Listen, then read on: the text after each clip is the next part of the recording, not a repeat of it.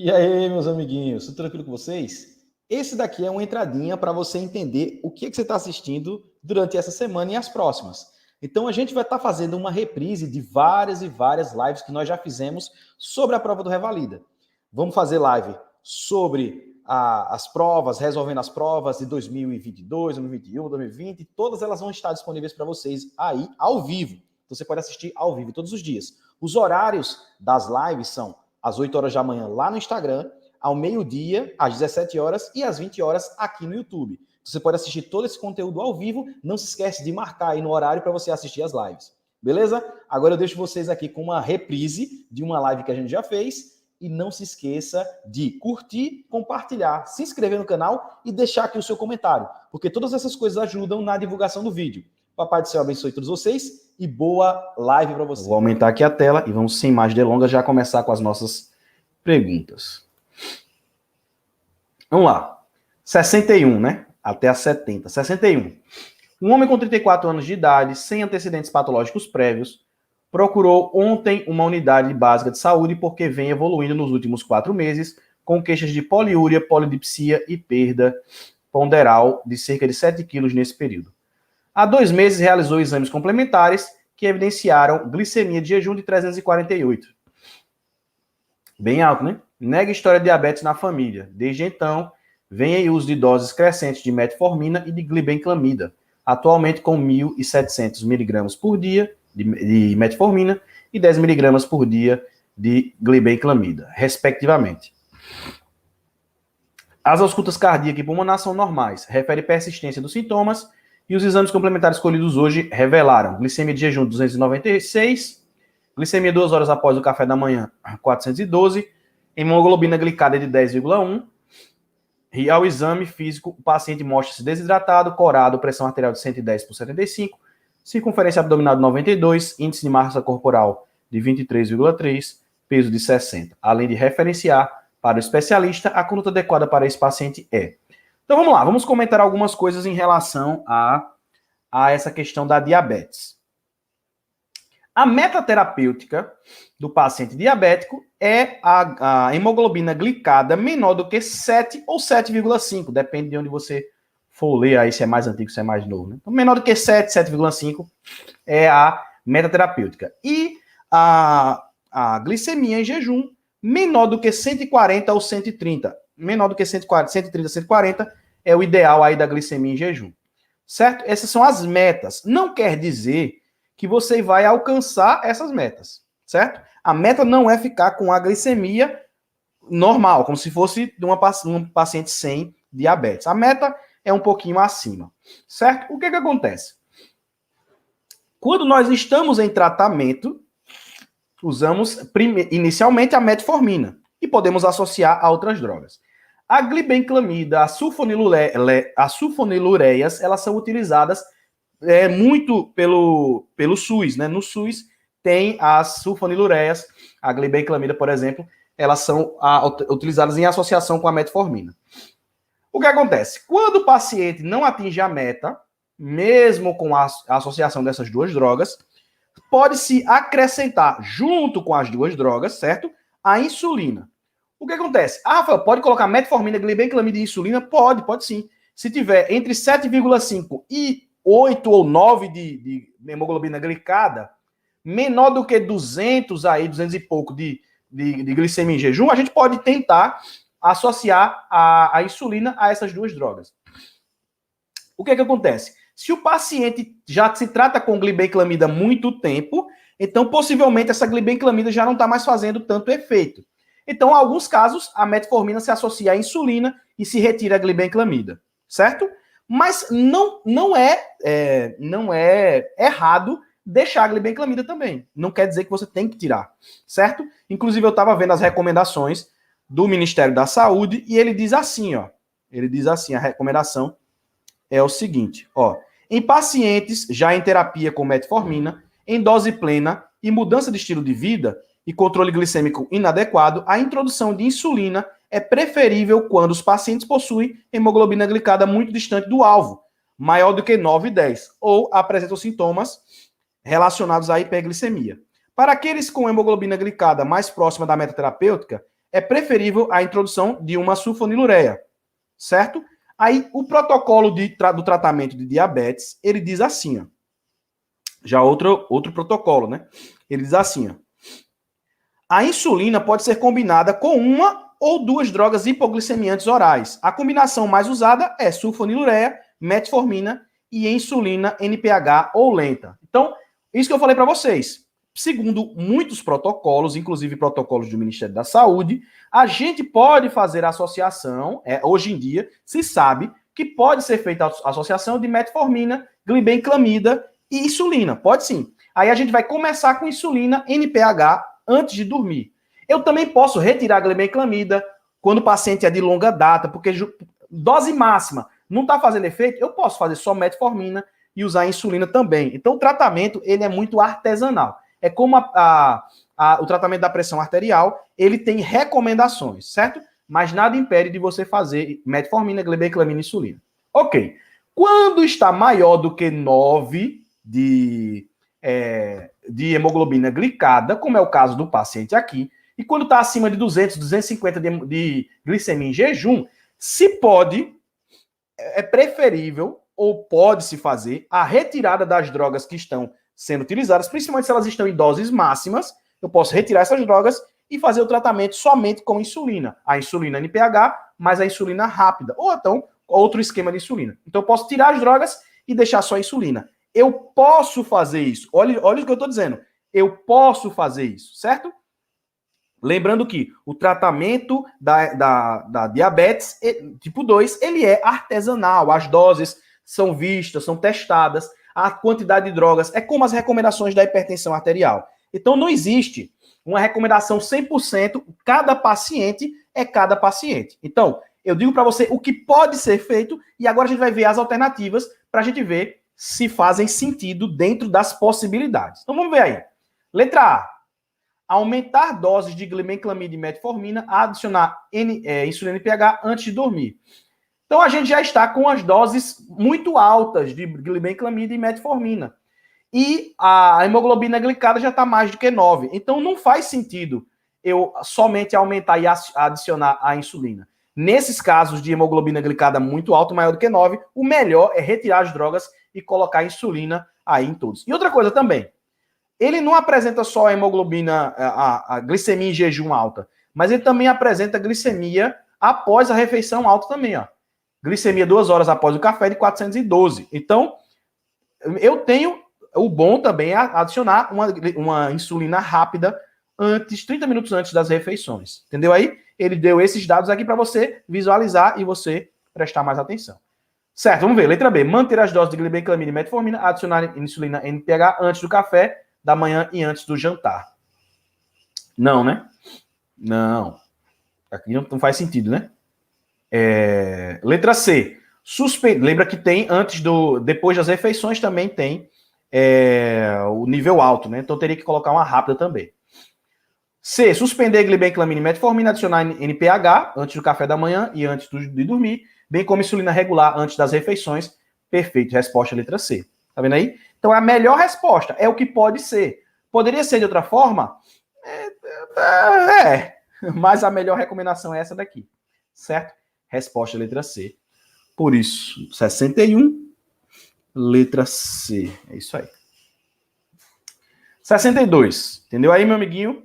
Dependendo de cada caso, a gente vai analisar se eu tiro a droga, se eu deixo a droga, se eu coloco só insulina, se eu associo. Então depende do caso.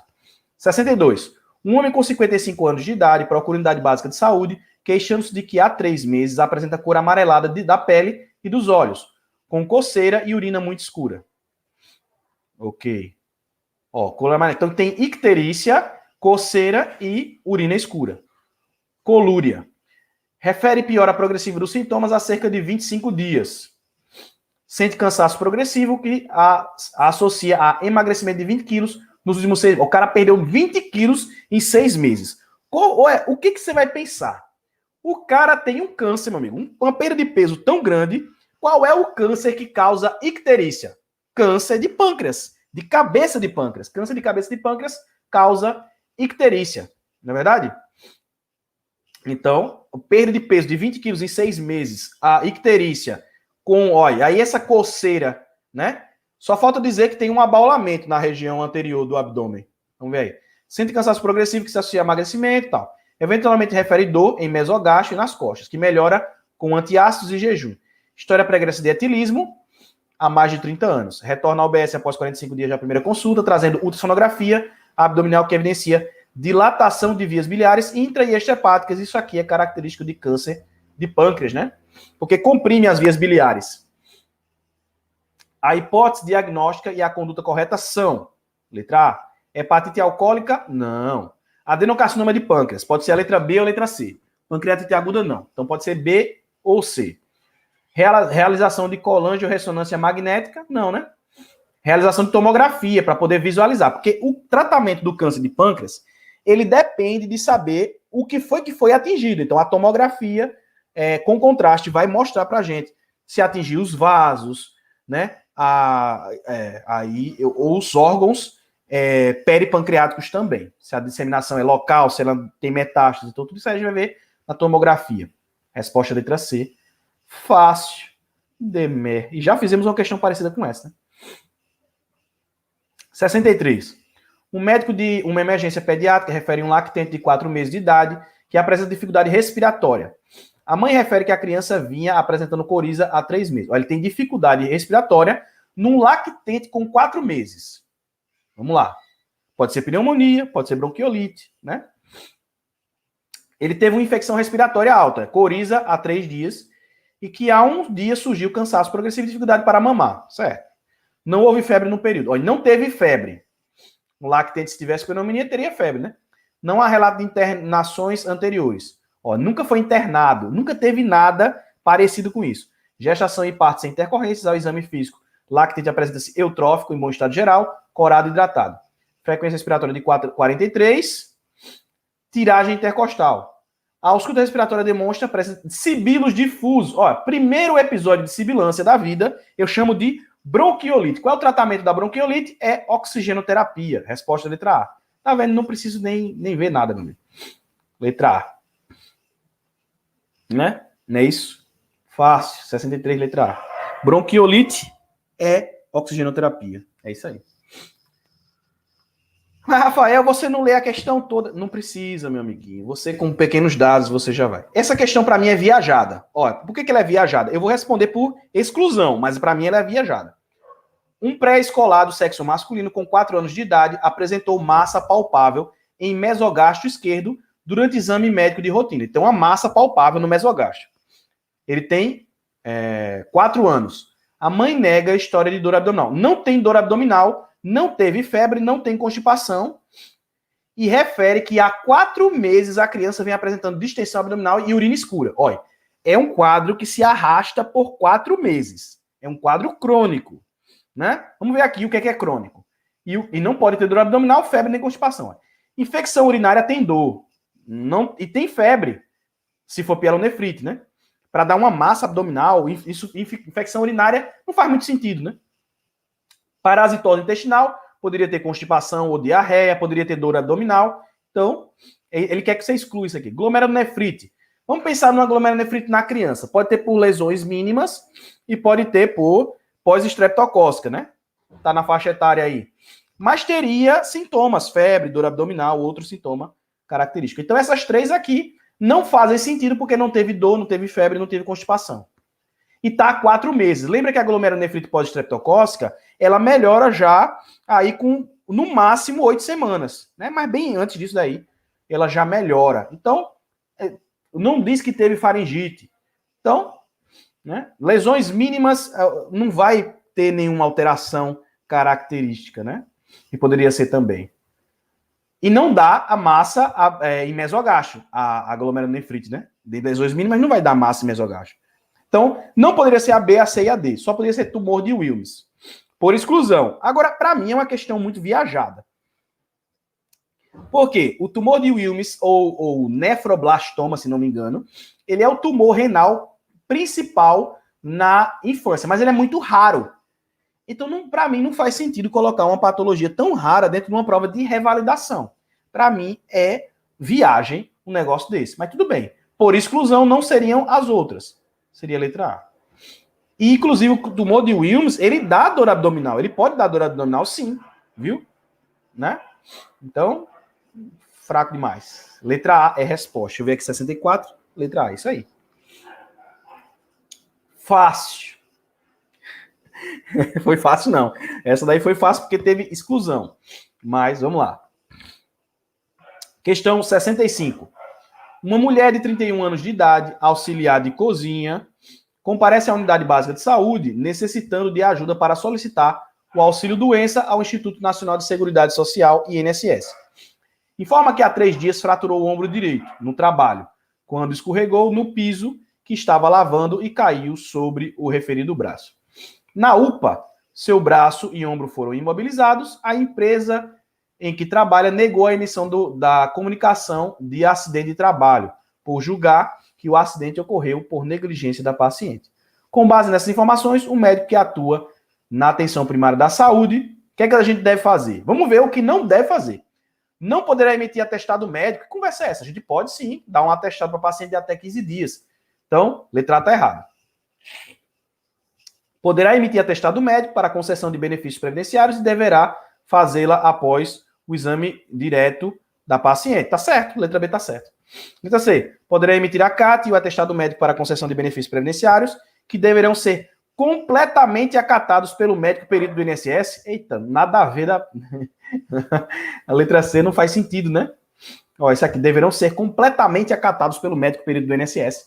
Não faz sentido. Letra D. Não poderá emitir atestado médico, tá errado, né? Então a única que poderia ser a correta era a letra B. As outras não podem ser. Estão erradas, né? Fundamentalmente estão erradas. Então, letra A letra C e a letra D estão erradas. Só poderia ser a letra B. Fácil, né, não? Só pela lógica. 66. Uma mulher com 47 anos de idade, com antecedentes de 4 partos normais, comparece à consulta na unidade básica de saúde com queixa de ciclos menstruais irregulares. Há cerca de 2 anos. Então, ela já vem 2 anos com ciclos irregulares. Não tem nenhuma outra queixa. Relata que os intervalos entre as menstruações foram progressivamente aumentando e que atualmente está menstruando a cada 60, 90 dias. Quando era mais jovem, tinha dismenorreia. Mas, atualmente, não sente cólicas durante o fluxo menstrual. Ó, ela não sente cólicas, não pode ser endometriose, né? Sinéquia uterina é quando ela faz uma curetagem e aí não menstrua de jeito nenhum, não é regular as menstruações. Ela pode até ter algum sangramento, mas seria irregular. Então, sinéquia uterina, e teria dores, né? Então, falência ovariana precoce é quando eu tenho uma mulher jovem, bem jovem mesmo, né? E ela já para de menstruar totalmente. Essa mulher ainda tem menstruação. Então, não poderia ser nenhum dessas 3. Anovulação. Por que tem anovulação? Porque essa mulher entrou no climatério, né?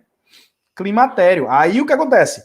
Ela vai parar de menstruar. Enquanto para de menstruar, ela vai tendo anovulações, né? Ciclos anovulatórios, e aí vai deixando de menstruar paulatinamente. Veja que é progressivo. Por isso, climatério, né?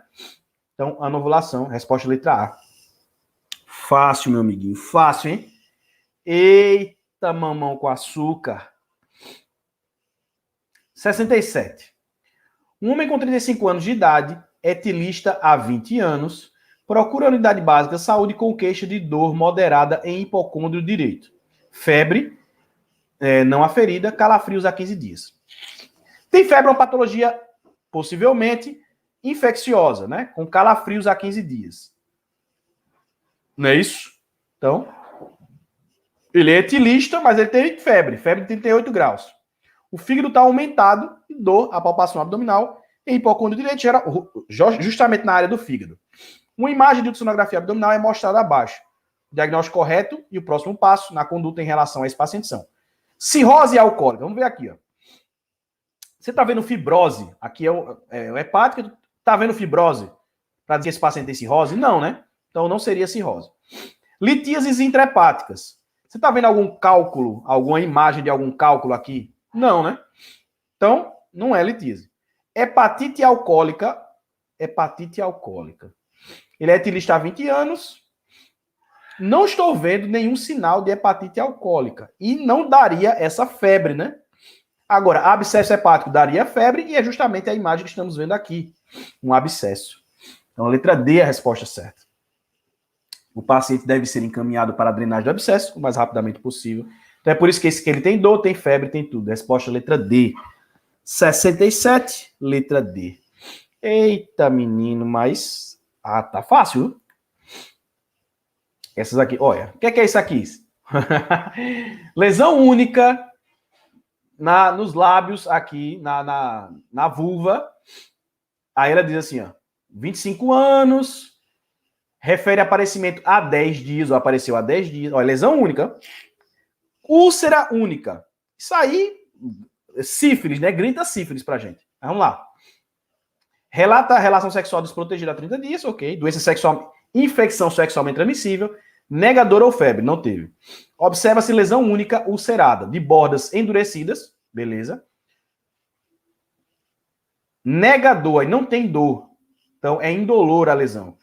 Se fosse herpes, seriam múltiplas lesões e dolorosas. Se fosse donovanose, seria uma lesão crônica, né? Se fosse, o que mais pode ser? Clamídia? Não, clamídia não é assim, né? É úlcera também, mas dá linfonodo, né? Cancro, certo? Então, só pode ser sífilis. E sífilis eu faço pesquisa em campo escuro, né?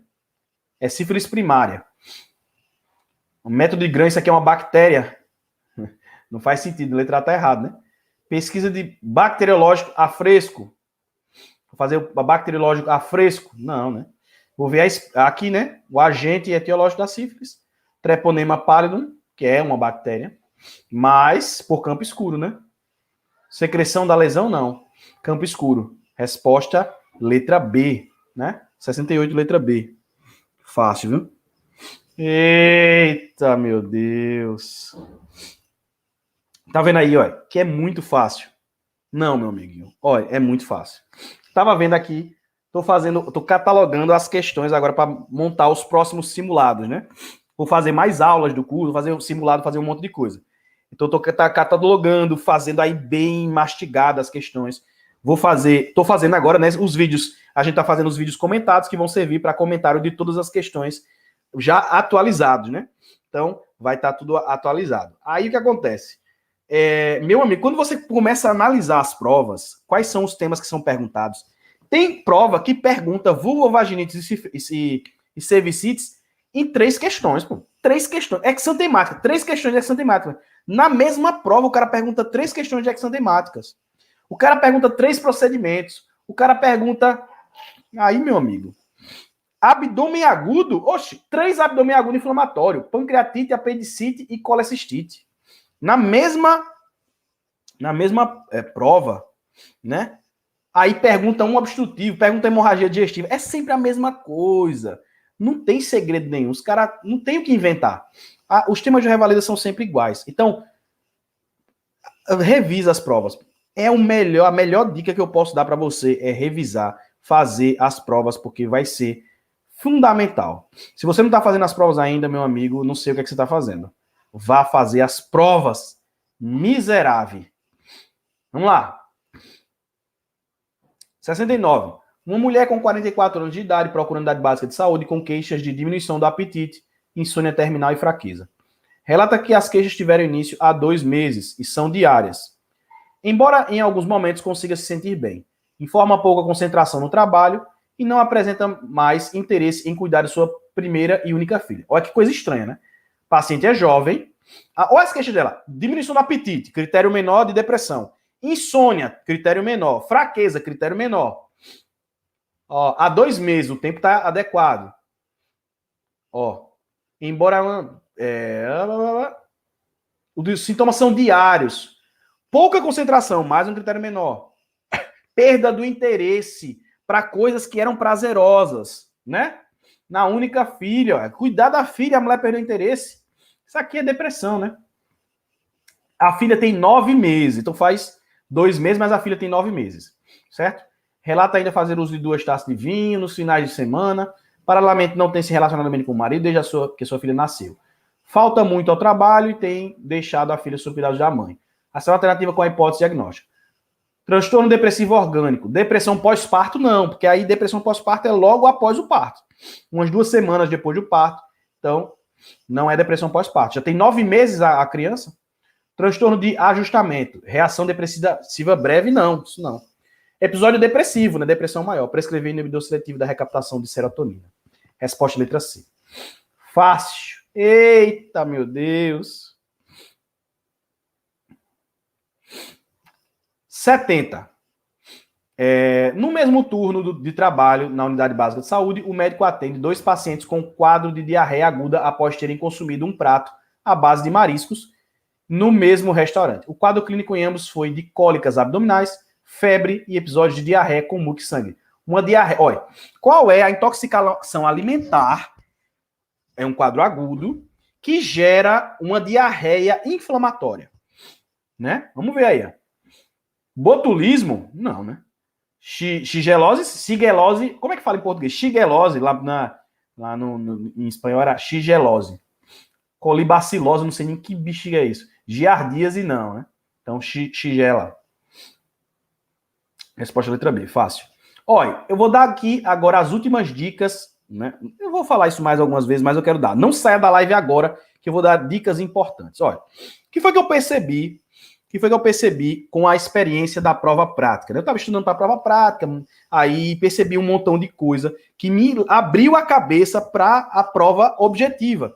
Quando eu fiz a prova prática, eu entendi um monte de coisa e eu quero compartilhar com você, porque talvez a maioria das pessoas não perceba e ninguém vai lhe dizer isso que eu vou lhe dizer agora. Então, meu amigo, não saia da live agora, que eu vou lhe dizer uma coisa muito importante.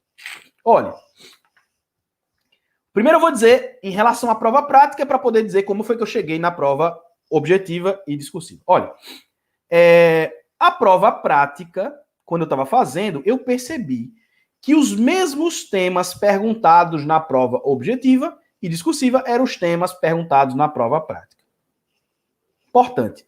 Outra coisa que eu aprendi fazendo a prova prática é que os temas que não foram perguntados na prova objetiva e discursiva eram mais prováveis de serem perguntados na prova prática. Por exemplo, anemia falciforme não foi perguntado na prova objetiva e discursiva de 2020, mas foi perguntado na prova prática. Veja aí que tem uma probabilidade maior de cair em temas que não foram perguntados. Pode acontecer de ser um tema já perguntado? Pode. Cetoacidose diabética não foi perguntado na prova objetiva, foi na prova discursiva. Não foi perguntado na prova prática. Veja que alguns temas, eles são unicamente na discursiva, alguns temas são unicamente na prática. O que eu quero dizer com isso? Se tem algum tema que é muito prevalente, que não foi perguntado na prova objetiva, possivelmente será perguntado ou na prova discursiva ou na prova prática. Então se liga aí, faz a prova objetiva de manhã. Eita, não foi perguntado. Anota os temas, você vai sair com a prova. Anota os temas que foram perguntados, porque algum dos temas que não foram perguntados possivelmente serão perguntados na discursiva. Então anota, são poucos os temas, minha gente. Se você faz o curso de Zé Valido, você tem a lista de temas. Então veja lá, para dar uma revisada, se você quiser revisar, nesses temas que não foram perguntados. Certo? Outra coisa, vamos lá. Outra coisa importante. Isso é verdade, pode analisar. Analise as provas que você vai ver que eu tô certo. Veja mais um detalhe, mais uma dica. Se você quer se preparar bem para a prova discursiva, como é o jeito? Tanto para a prova discursiva como para a prova prática. É assim, ó. Os temas prevalentes são os mesmos. Se você quer se preparar para a prova discursiva, o que é que você tem que se preparar? Você tem que se preparar baseado nas questões objetivas. Como assim, Rafael? Ó, já questão... A pergunta que vai ser na discursiva é o seguinte, ele vai perguntar o diagnóstico, vai perguntar a conduta. A conduta são os exames complementares e o tratamento. É isso que ele pergunta sempre. Ele pergunta sempre a mesma coisa. Aí tem trauma, por exemplo, ABCD do trauma. Do mesmo jeito que na prova objetiva e na prova prática, é a prova discursiva. A mesma coisa. Ele vai perguntar para você o quê? Vai perguntar o que é que você faz no A, o que é que você faz no B, o que é que você faz no C, o que é que você faz no D, o que é que você faz no E. É isso que ele vai perguntar. Pode ser um pneumotórax hipertensivo, pode ser um tamponamento cardíaco, pode ser alguma coisa dessas que a gente já estudou. Entendeu? Então é sempre cartas marcadas. Sempre a mesma coisa. É só você entender a lógica do negócio. Quando eu coloco, por exemplo, lá no curso Tipos Revalida, abdômen agudo obstrutivo, eu coloco as coisas que são mais importantes. Então, se o cara lhe perguntar na discursiva abdômen agudo obstrutivo, por exemplo, em cirurgia, ele vai perguntar uma daquelas dali, certo? Que são mais importantes, mais prevalentes. Volvo. Então, vocês têm que saber o diagnóstico, os exames complementares e o tratamento. É isso que você tem que saber. É muito fácil cair uma questão de trauma. Trauma é direto que cai nas discursivas. Questão de trauma, tanto nas discursivas como na prática, cai muito questão de trauma. Então, hemorragia digestiva, úlcera, pneumotórax, hemotórax, né? O ABCDE, de forma geral, do trauma, é muito fácil cair em cirurgia. Então, a gente tem uma questão de cirurgia, geralmente é de trauma, e outra questão de cirurgia, que pode ser sobre alguma outra das coisas, né? Dica também importante, dicas importantes, mais ainda. Então, como é que você se prepara, então, para a prova discursiva e para a prova prática? Qual é a diferença? Olha, a prova objetiva, ela dá toda a clínica e ela dá todos os exames complementares e pergunta para você ou o diagnóstico ou o tratamento. É assim, a prova objetiva é assim. Então, você só vai dizer, vai marcar ou o diagnóstico ou o tratamento. Na prova discursiva, é a mesma coisa. Só que ele não vai dar os exames complementares. Ele dá só a clínica. A partir da clínica, ele vai perguntar para você qual o diagnóstico. Aí você vai dizer o diagnóstico. Qual a conduta? Quais exames complementares? Você vai colocar os exames complementares. Quais são as complicações? Você vai colocar as complicações. Qual é o tratamento? Você vai colocar o tratamento. Né? Quais são os fatores de risco? Você coloca os fatores de risco. Então, é isso daí. É assim que ele vai perguntar. Então, como você deve se preparar para as provas discursivas? Eu sei que a maioria de vocês gosta de se preparar pegando questões discursivas. Mas a maioria dessas questões que vocês fazem não vão cair do mesmo jeito.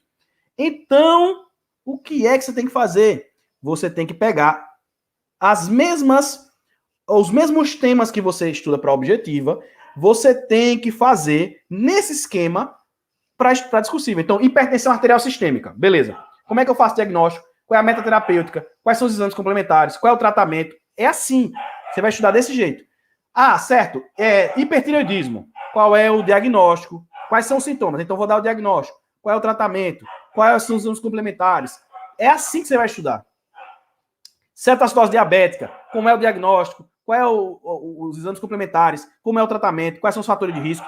É assim, meu amigo. Pega todos os temas que você está estudando e faça isso. Faça isso. Aí você vai estar preparado para a discursiva. Pega uma questão da prova objetiva.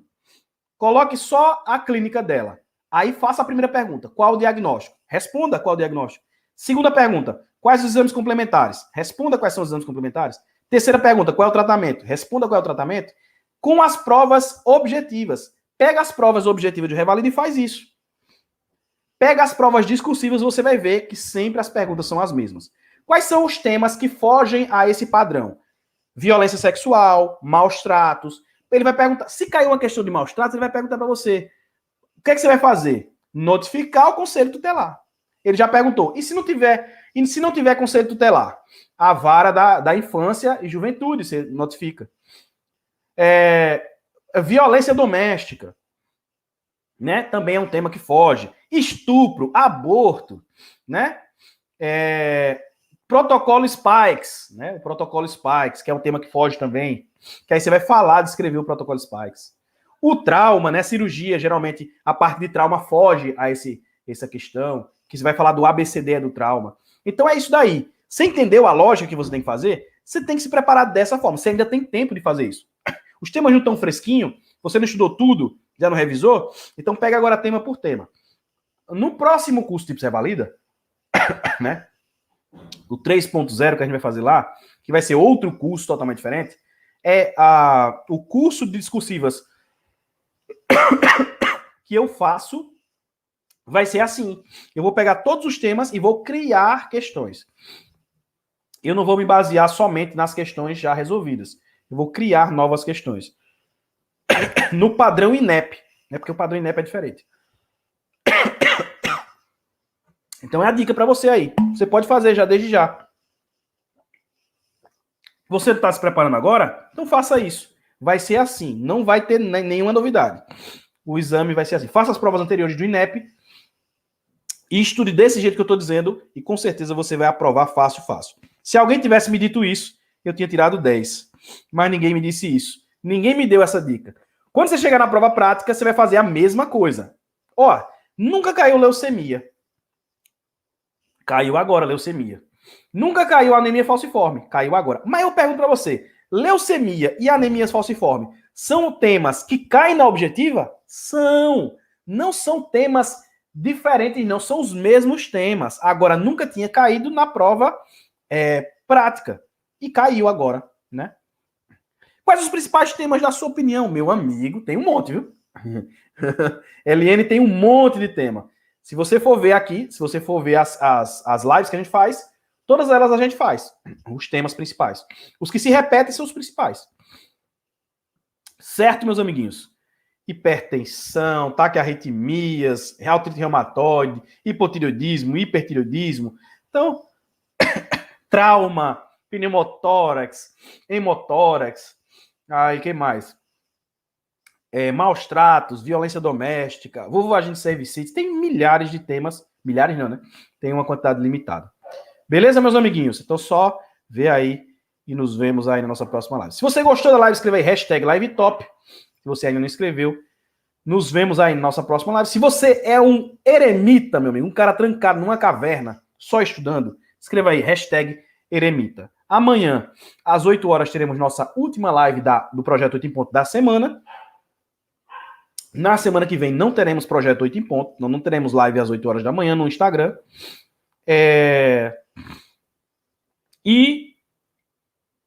Que mais? E amanhã, 8 horas, meio-dia e 17 horas, nos encontramos novamente. Tchauzinho pra vocês, até mais. Papai do Céu abençoe a todos.